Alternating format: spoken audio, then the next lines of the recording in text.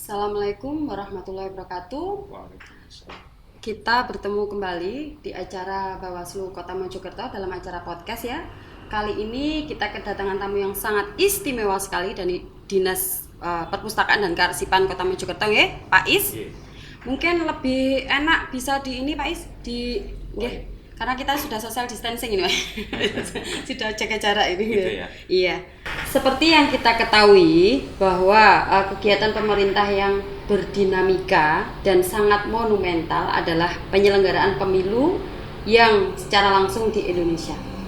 Tentunya dalam perhelatan demokrasi yang bermartabat dan juga berbangsa dan bernegara itu memerlukan istilahnya akan menciptakan arsip-arsip dokumen ya Pak ya, yang harus mungkin dipertanggungjawabkan ke masyarakat karena kita kan lembaga-lembaga publik, jadi kita harus mempertanggungjawabkan apa yang menjadi kegiatan kita ke publik juga ya Pak ya. Merupakan informasi yang bernilai sejarah juga bagi masyarakat untuk bagi penyelenggaraan pemilu di Indonesia ya. Jadi disebutkan juga dalam Undang-Undang Nomor 7 Tahun 2017 ya, pasal 101 huruf F itu ada Pak, tugas Bawaslu itu salah satunya adalah mengelola, memelihara dan merawat arsip serta melaksanakan penyusutan berdasarkan jadwal retensi arsip dan tentunya berdasarkan aturan yang berlaku Pak. Kita juga punya Perbawaslu dalam hal tersebut untuk mengaplikasikannya. Mungkin sebelum kita kulik bagaimana istimewanya Pak Wahyudi ini ya, yang mempunyai basic keilmuan di bidang kearsipan. Monggo silakan Pak Is. Assalamualaikum warahmatullahi wabarakatuh. Waalaikumsalam. Bismillah, alhamdulillah, la haula wala quwata illa billah. Pagi ini suatu kehormatan bagi saya untuk bisa sharing terkait pengembangan daripada MOU yang telah kita buat terkait masalah kearsipan ya.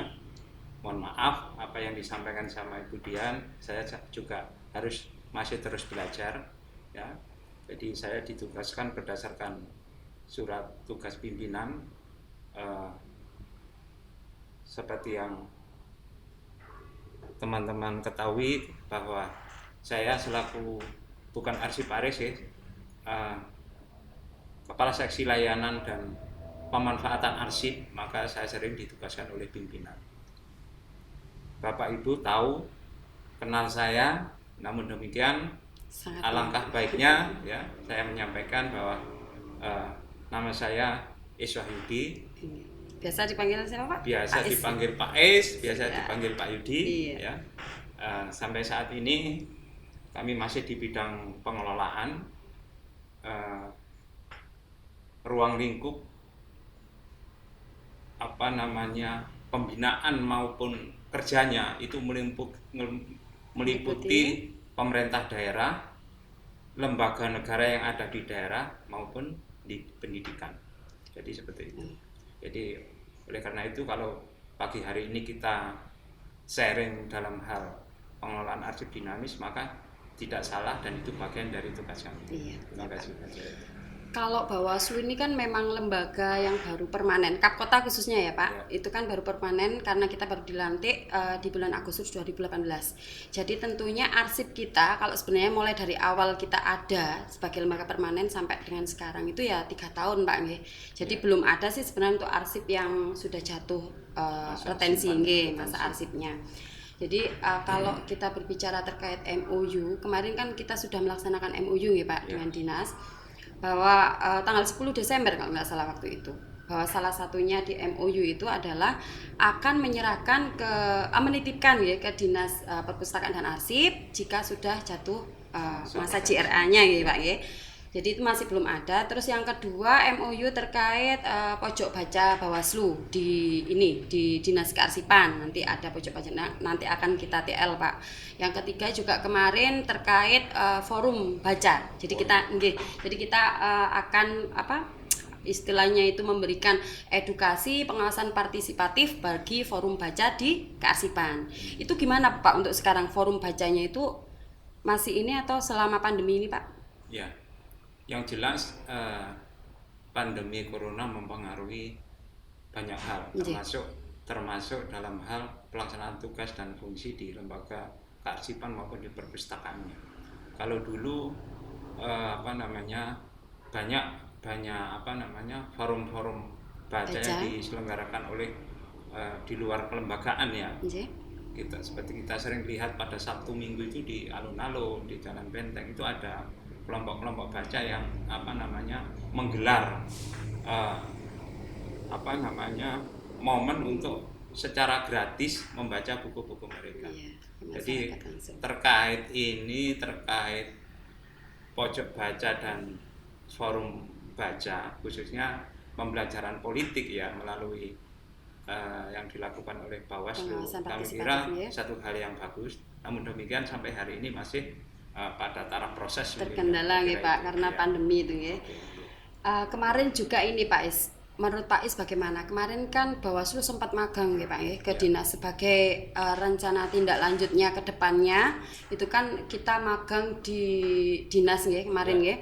Itu bagaimana Pak Is? Kira-kira senyampang sampai dengan sekarang itu pengetahuan teman-teman dan lain sebagainya. Karena sempat juga kita ini diskusi itu semakin memperkaya ilmu kearsipan teman-teman yang dikirim ke sana Pak. Iya. Jadi gini, Bu Dian. Jadi sering saya sampaikan bahwa kita ini lembaganya berbeda. Kami ini ikut di Departemen Dalam Negeri, sementara Bawaslu itu adalah lembaga bagian daripada lembaga negara. Diatur dalam hal pengelolaan kearsipan itu ada sistem yang memang diatur oleh Bawaslu Pusat, tapi ada undang-undang secara kearsipannya itu sama. Nah, magang kemarin juga begitu. Begitu kita diskusi ya, terkait pengelolaan arsip, bagaimana proses pencatatan, proses penataan, pemberkasan sampai pada proses penyusutan, itu memang selalu ada yang beda karena sarana prasarananya ini juga mempengaruhi ya. Apa yang saya sampaikan kemarin itu adalah secara umum bahwa proses pencatatan surat ya, harus melalui, kalau masih manual itu ya melalui kartu kendali, atau kalau elektronik ya aplikasi apa proses surat masuk. Nah, sampai pada pendistribusiannya ya, kemudian penataan pada berkas ketika surat itu sudah selesai tindak lanjut. Kalau di Departemen Dalam Negeri disampaikan bahwa proses penataan surat itu berdasarkan masalah, berdasarkan kode klasifikasi, atau berdasarkan secara geografis, asal instansi mana kita menerima surat itu. Tetapi kalau kemarin teman-teman di Bawaslu menyampaikan bahwa untuk penataan surat berdasarkan surat keluar masuk. Nah, kami sampaikan bahwa apa yang saya sampaikan pada saat itu bukan berarti menyalahkan apa yang selama ini jenengan terima dari narasumber lain terkait proses penataan berkas atau surat. Oleh karena itu kami kemarin menyarankan coba ini sebagai alternatif ya, model opsi lain dari model penataan, bisa berdasarkan masalah, bisa berdasarkan kode klasifikasinya, atau berdasarkan instansi di mana. Nanti kalau kita sampaikan secara frontal akan merubah kebiasaan daripada yang mereka terima dari narasumber lain. Inti dari pengelolaan arsip ya, pengelolaan surat itu pada dasarnya adalah bagaimana kita secara cepat menemukan kembali arsip itu ketika diperlukan. Intinya gitu. Yang kedua adalah untuk mengurangi tingkat kehilangan daripada arsip. Itu sistem itu model bisa. Karena kalau di kita Pak nggih, kalau dalam Perbawaslu 11 tahun 2020 itu memang sudah termaktub di situ bahwa ada 12 klasifikasi arsip. Jadi kalau di kearsipan mungkin satu nggih Pak nggih, satu buku nggih. Iya, ada klasifikasi itu ada 10.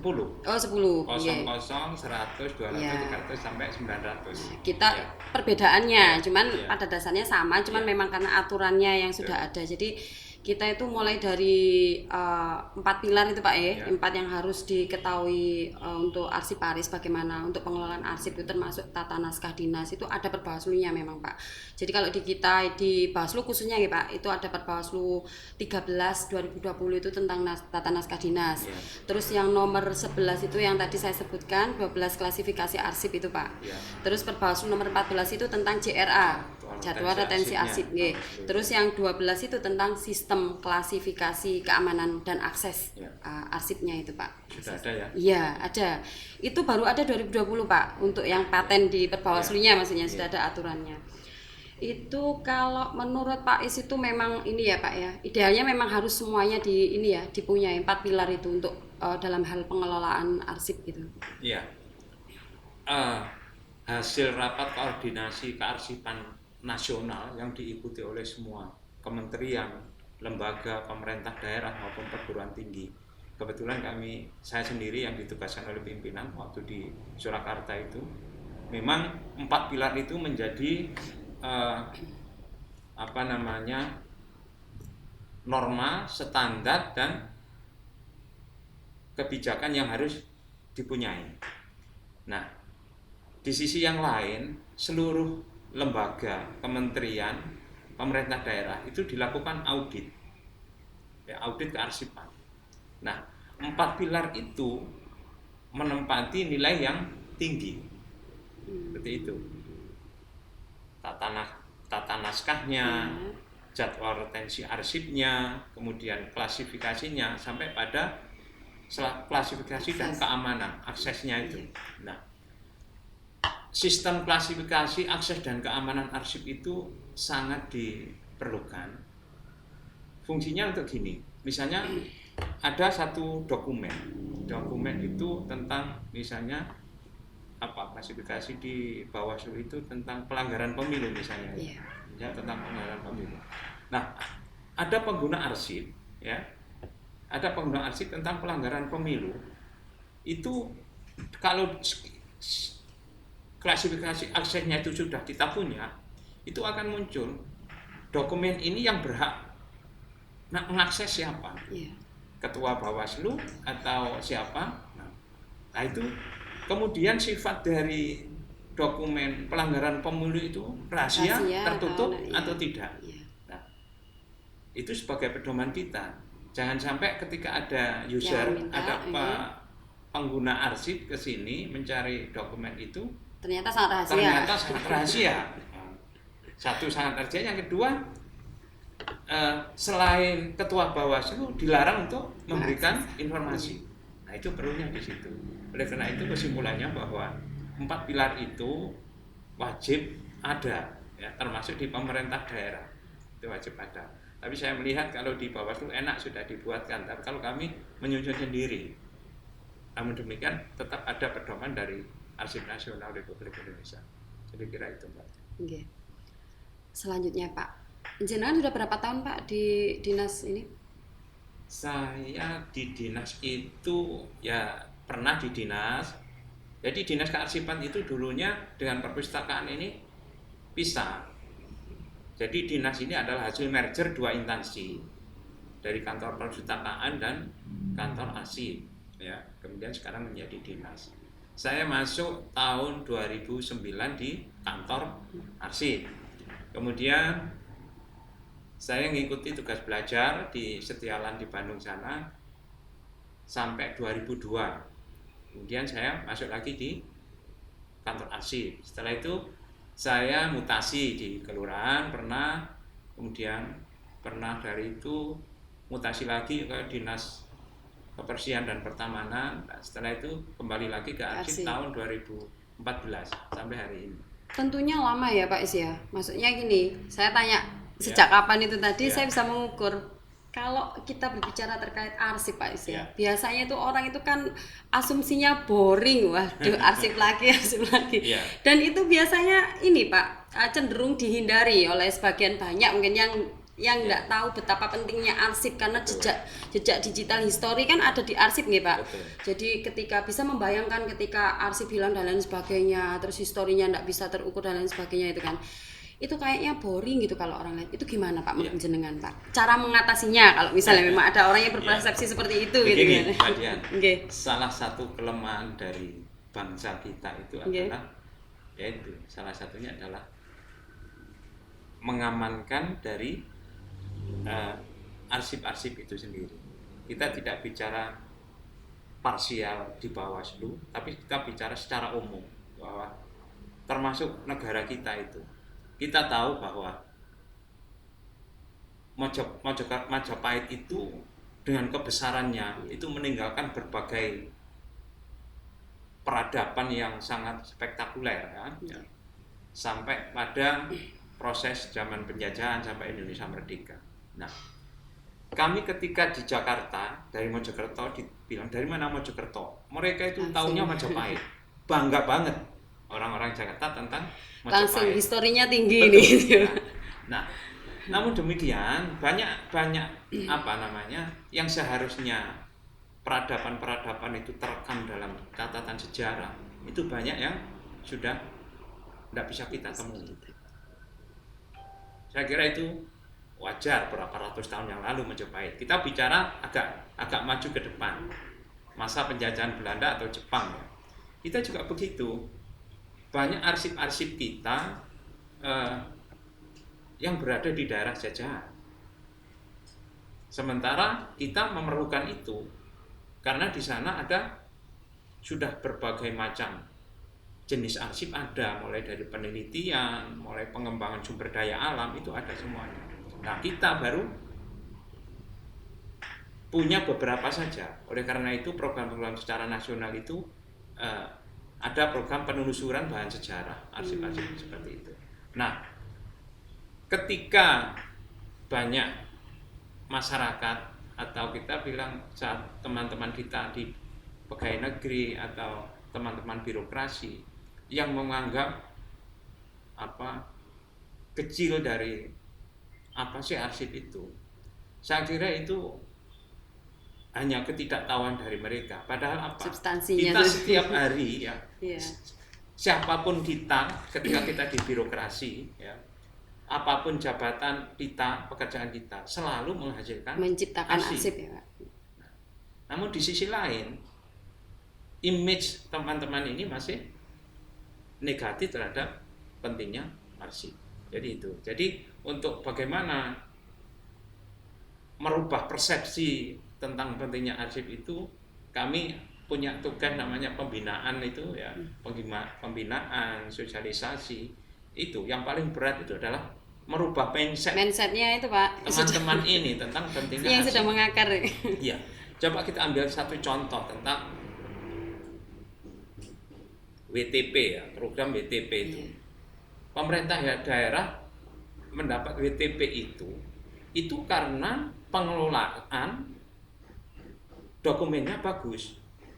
Karena ketika kita dilakukan audit pengawasan tidak bisa menyajikan bukti-bukti pertanggungjawaban terkait penyelenggaraan program dan kegiatan, maka kita tidak bisa masuk ke itu WTP itu. Jadi Bawaslu 5 kali loh Pak. mendapat WTP Iya. ya. Iya. Jadi ukuran WTP itu adalah tertib administrasi. Tertib administrasi itu adalah tertib arsip-arsipnya. Jadi seperti itu. Jadi kalau kita yang sudah pernah menerima pemahaman seperti ini tentang begitu pentingnya arsip, maka kita tentunya juga selain arsip-arsip di tempat kita bekerja, maka jangan lupa kita itu punya arsip vital pribadi, mulai dari akta kelahiran, ijazah, KTP, kartu tanda penduduk, surat nikah, sertifikat. Itu adalah arsip kita. Coba kalau itu kita tidak punya, maka dalam salah satu pasal undang-undang kearsipan itu, kegunaan dari arsip itu adalah menjamin daripada hak-hak keperdataan rakyat. Salah satunya itu. Contoh satu kegiatan yang diselenggarakan oleh Bawaslu misalnya pilkada. Ada seorang warga negara yang tidak terdata di situ, tidak tercatat untuk sebagai hak pilih, karena mereka tidak punya identitas apapun. Mereka tidak bisa bisa menyatakan melakukan aspirasinya. hak-haknya. Iya. Jadi seperti itu, Mbak. Iya Pak, penting banget berarti Iya, Pak ya. iya. Itu kalau sosialisasi itu biasanya ini per apa Pak, periode atau gimana untuk ke instansi? Untuk sosialisasi ke instansi itu hampir tiap hari teman-teman melakukan terjadwal. Oleh karena instansi ini banyak, kalau OPD kan cuma berapa? 35 mungkin ya. 35 ditambah kelurahan 18. Kemudian sekolah mulai SD sampai SMP itu, SMP-nya 9. SD SMP itu hampir 100. Nah, yang SLTA kebetulan diambil oleh pemerintah provinsi sehingga sudah nggak ke sana. Ada BUMD, ada organisasi politik. Sehingga ketemunya setahun itu ya kadang-kadang nggak sampai ketemu. Bisa tahun berikutnya ya. Karena banyaknya ya. Ya. Jadi jadwal pembinaan dan sosialisasi itu selalu terjadwal dengan rutin setiap tahun. Kalau berbicara tentang arsip nih Pak, Ya. Bawaslu itu sebenarnya kalau dari Bawaslu RI sebenarnya nantinya akan ada arsiparis yang terjun ke provinsi, maksudnya untuk menata provinsi untuk arsip-arsipnya dan lain sebagainya yang nantinya mendelegasikan ke kabupaten kota. Nah tentunya itu kan memang di provinsi sendiri Pak itu ada semacam perumusan untuk penilaian kearsipan di masing-masing kap kota. Jadi bukan terus dibuat acuan, jadi kap kota itu biar seragam dan sebagainya. Kira-kira indikasinya seperti apa, dikatakan arsip bagus, penyimpanan dan lain sebagainya. Ya mungkin nanti ke depannya akan butuh istilahnya sharing dengan Pak Is kalau terkait arsip supaya apa yang arsip kita sajikan dan arsip yang tersimpan di Bawaslu itu memang benar-benar sesuai dengan standar yang sudah ditentukan. Tentunya juga ada di ANRI juga ya Pak ya yang ini. Terus untuk harapan dari Pak Iswahyudi sendiri dalam hal kearsipan, tata kelola arsip itu seperti apa Pak? Gini, Bawaslu itu saya melihat satu lembaga negara yang memiliki fungsi walaupun bukan fungsi politik tapi termasuk penyelenggara pemilu. Nah, arsip-arsip penyelenggaraan pemilu itu tidak hanya berupa arsip kertas, termasuk arsip-arsip foto dan video. Nah, bagaimana generasi yang akan datang, anak-anak bangsa berapa puluh tahun yang ke depan itu bisa mempelajari sejarah penyelenggaraan pemilu di Indonesia ya. Karena arsip-arsip yang diciptakan oleh Bawaslu itu tentunya arsip-arsip yang bersisa mengandung nilai kesejarahan ya. Bagaimana kita tahu proses pemilu tahun 1955 ya, sudah sering kita lihat di YouTube itu kemarin pada saat magang kita sampaikan. Nah, kalau tidak ada arsip-arsip seperti ini, bagaimana kita tahu ya berapa partai politik yang ikut pada masa pemilu tahun 1955 itu ya. Siapa partai mana yang memenangkan pemilu. Itu semua adalah dari arsip. Nah, di sisi yang lain, dinamika politik dan ketatanegaraan di negara kita ini selalu terus berubah-ubah ya. Kalau dulu pernah partai politik itu jumlahnya 3 ya, dalam perkembangannya berjumlah lebih dari 10, dalam perkembangannya disederhanakan lagi. Nah, itu bisa kita ketahui dari rekam jejak dari penyelenggaraan pemilu, yaitu yang terekam dalam arsip. Oleh karena itu, kami berharap teman-teman yang di Bawaslu di sela-sela tugas pokoknya harus bisa menyelamatkan arsip-arsip penyelenggaraan pemilu dan arsip yang terkait dengan tugas pokok Bawaslu ya, yang bisa kita sajikan berupa informasi kepada pengguna, sehingga ketika ada penelitian, ada pengguna arsip yang lain memerlukan arsip-arsip itu, kita langsung bisa menyajikan. Saya kira itu. Jadi bisa dikatakan dari Bawaslu kita bisa selamatkan arsip ya Pak, terutama arsip kepemiluan yang istilahnya itu semua masyarakat kan bisa mengaksesnya nantinya. Ya mungkin itu tadi Pak Iswahyudi, terima kasih banyak atas waktu dan kesempatannya. Ya mungkin lain waktu jangan anu lagi ya Pak, kalau misalnya kita undang ke sini nanti bisa ke podcast selanjutnya kita bahas mungkin Siap, tentang retensi arsip atau tentang tata kelola yang benar-benar bisa untuk diaplikasikan gitu Pak.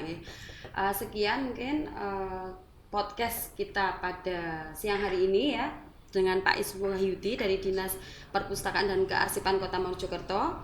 Saya selaku host terima kasih banyak.